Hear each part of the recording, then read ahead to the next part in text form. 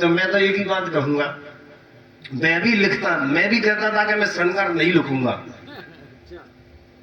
और मैंने लिखा नहीं। जब मैं रड़ुआ हो गया तो मैंने कहा इसके बिना काम भी नहीं चलेगा। अच्छा, उसे छेड़ते हैं सब लोग, और देखो जिस लड़की ने कभी नहीं छेड़ा उसने भी छेड़ दिया मुझे, तब मैं उसको सौंप रहा हूँ। जमाना लाख रोके मैं जमाने से नहीं डरता, मोहब्बत है मुझे तुमसे रहूंगा प्यार मैं करता, हमारी सांस में तुम हो हमारे प्राण भी हो तुम, हजारों बार देखूं पर हमारा मन नहीं भरता, हजारों बार देखूं पर हमारा मन नहीं भरता। पुराने चावल मैं तो कहीं भाई पंगा मत लो, देखो सीधी बात है कैसा आए अहीर दोनों बुरे। जब तक छेड़ोगे नहीं तो तब काटेगा नहीं, तो इसीलिए भाई हमने तो सभी कहा छेड़ना मत। और सुनाओ, ये मत सोच लेना श्रृंगार तो हमारे कमलकांत भी लिखते हैं, लेकिन इंतजार कर रहे हैं कि दादा की उम्र पे आए तब सुनाएंगे। जब मैं शरीर में तो चीख रहे, मैं भी चीखता था शिवम की तरह, कमलकांत की तरह। अब तो ने कोरोना के बाद से फेफड़ों का डर रहता है कि कहीं कोई गड़बड़ न हो जाए। पता चला अरे गदरपुर में कहाँ पे कमलकांत, एक वो जो है यहाँ गदरपुर पे, मैं नहीं कहता किसी से भारत माता की जय बोलो, क्योंकि मुझे भी उतनी जोर से चिल्लाना पड़ेगा तब आप चिल्लाओगे। तो वो कविता पढ़ के उसने कहा भारत माता की भद्रनगर में, हाँ भद्रनगर की बात है, सत्य घटना। और भाई साहब भारत माता की नीचे और सब मतलब एम्बुलेंस आ गई, भाई साहब गए अस्पताल तक बचे ही थे। तो इसीलिए मैं बहुत ज्यादा चीखता चिल्लाता नहीं, मुझे अपनी जान प्यारी है। रंगो आदमी पता नहीं किसके काम आ जाऊं।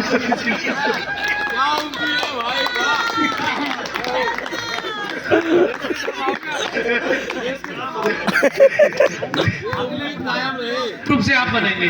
देखो हमने तो ईमानदारी की बात बताया, हम भी अपने गांव में कार्यक्रम कराते हैं और बहुत बड़ा कार्यक्रम होता है। तो वहां लोगों ने पहली बार जब मैंने कराया तो एक ने कही भाई साहब प्रधान ही लड़ोगे। तो मैंने कही देखो ऐसा है, मैं अपनी पत्नी की स्मृति में कार्यक्रम करा रहा हूँ और उसमें मैंने करीब 10 महिलाओं को प्रतिवर्ष में साड़ी भेंट करता हूँ। तो बड़ी मुश्किल से मैंने आपको एक समझाया है। आदरणीय बलराम दादा ने अपने गांव में हमारी भाभी की एक बहुत बड़ी मूर्ति बनाई है। अपने लोग महापुरुषों की मूर्ति बनाते हैं, ताजमहल शाहजहां ने बनाया, तो बलराम दादा ने हमारी भाभी की एक बड़ी मूर्ति बनाई है। एक बार जोरदार तालियां भाभी के और भैया के प्रेम के लिए हो जाए। ये जो है तो मैं बड़ी मुश्किल से समझा, ये कह रहे तो प्रधानमंत्री बनोगे, मैं गांव वालों समझाना पड़ेगा मैं प्रधान नहीं बनना चाह रहा, जो प्रधानमंत्री। तो मैं एक मुक्त गौरव सौंप दूं, अगर आप कहें तो ताली बजा दो। हेमा पांडे दोबारा कोशिश न करें, इसलिए एक और सुन। इन्होंने कहा जा तुझे छोड़ दिया, जाओ तुमको छोड़ दिया।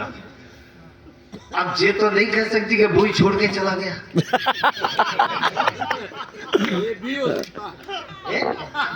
भाई हम क्या करें? अरे भाई लोमड़ी नहर में गिर पड़ी,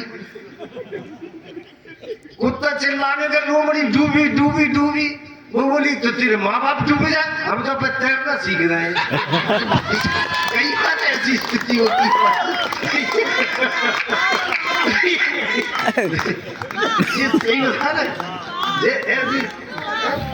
ऐसी स्थिति होती है भाई। हंसने हंसाने का हंसने की कोई ईमानदारी बात होता है। जे लोग बड़े साहब जो है हास्य के कवि अमित चितवन साहब और जैसा कुछ नहीं है यार।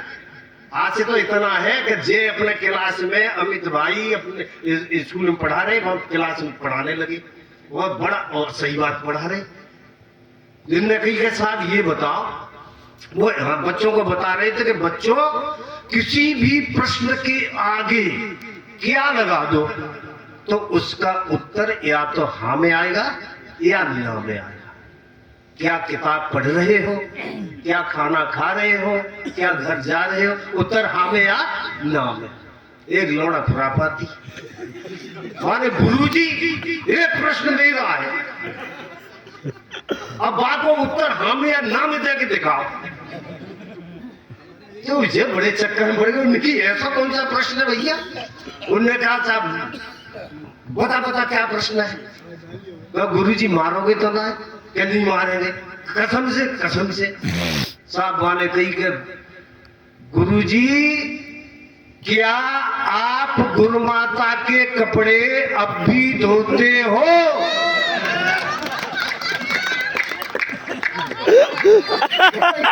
ऐसी स्थिति आती है। एक बार तो हमें खुरापात सूची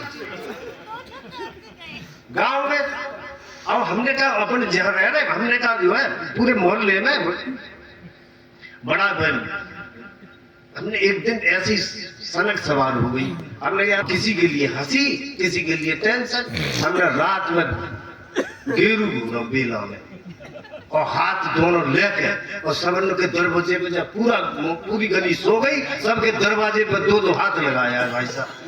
और सवेरे उजक के देख रहे अपने गेट से, पूरी गली परेशान भाई साहब। और के साहब से हो क्या गया, वो जागो बुलाओ, उसे बुलाओ। तो ये तमाम बातें होती रहती है। आइए तो एक मुक्तक के साथ मैं इनको विदा कर रहा हूँ और उसके बाद हमारे आपके बीच में जितनी देर आप सुनेंगे मैं तो उतना सुनाऊंगा। मैंने तो इनको सबको झेला है, ये धमकी भी दे रही थी कि दादा आप नहीं सुनोगे तो मैं तुम्हें नहीं सुनूंगी।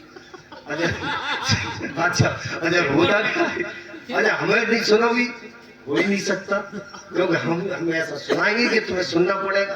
तब हमने कहा अगर प्रीति का प्रण लेते तो किसी को छोड़ने छाड़ने की जरूरत ही नहीं पड़ती साहब। अगर प्रीति का प्रण लेते तो कितना ही अच्छा होता, और 4 सीढ़ियां चढ़ लेते तो कितना ही अच्छा होता। तो प्रेम ग्रंथ की परिभाषा को पढ़ते पढ़ते तुम दोनों दिल की भाषा पढ़ लेते तो कितना ही अच्छा होता। दिल की भाषा पढ़। बहुत बहुत धन्यवाद। सेवा में बहुत बढ़िया गीत पढ़ करके गए और मैंने भी लिखा था एक बहुत पहले गीत, मैं उसे सुनाऊं। उससे पहले मैं साहब ये होली का अवसर आ रहा है, मैं 2-4 बातें आपके बीच में कह के अपनी जगह ले लूंगा। टाइम भी बहुत हो गया, आपको भी काम करना। होली का संदेश देश में भाईचारा बना रहे, भंग तरंग लिए रंगों का, ये मेरी शुभकामनाएं है। भंग तरंग लिए रंगों का मौसम प्यारा बना रहे। तो दहन होलिका में कर दे हम मन की सारी कटुताएं, घर आंगन में काने वाला प्यार हमारा बना रहे। घर आंगन में काने वाला प्यार हमारा बना रहे। ये कामना हमने क्यों की?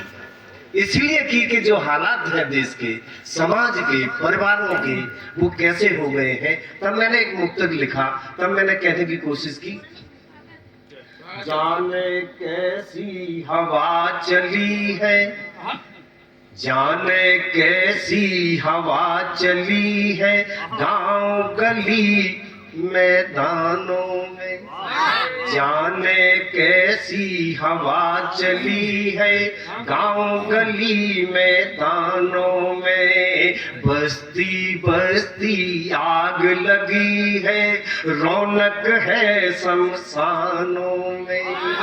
तो कोमल कलियों के तन घायल, नाग फनी के कांटों से,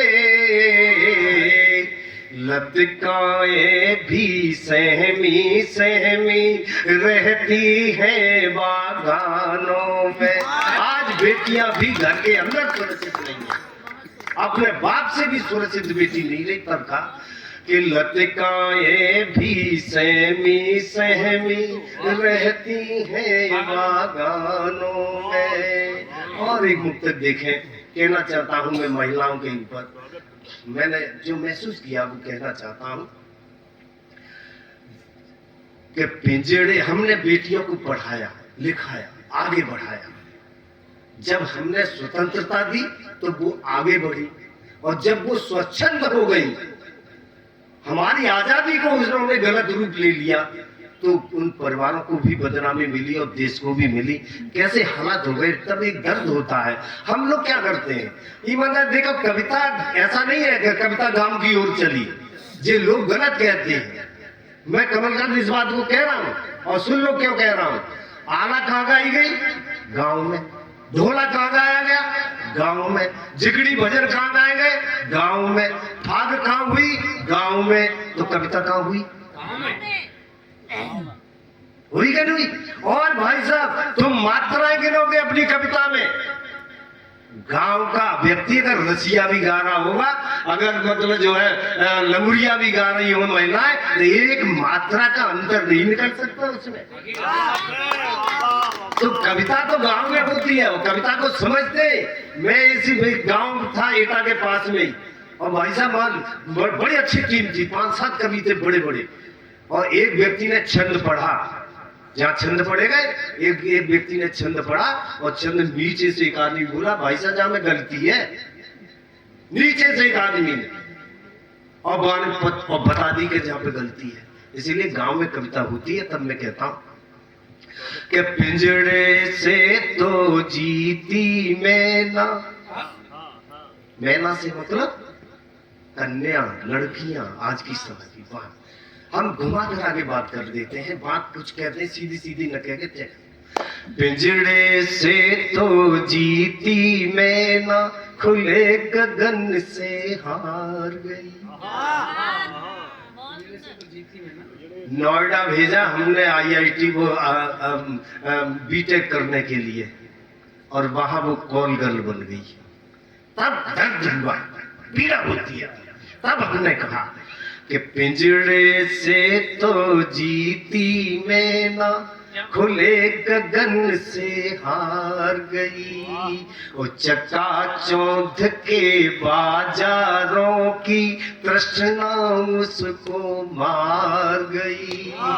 तो द्वापर युग में मुरलीधर ने चीर हरण से बचा लिया। आज द्रौपदी खुद ही चलकर दुशासन के द्वार गई। आज द्रौपदी खुद ही चलकर दुशासन के द्वार। एक बार जोरदार तालियां। कोई बात नहीं, ताली मत बजा।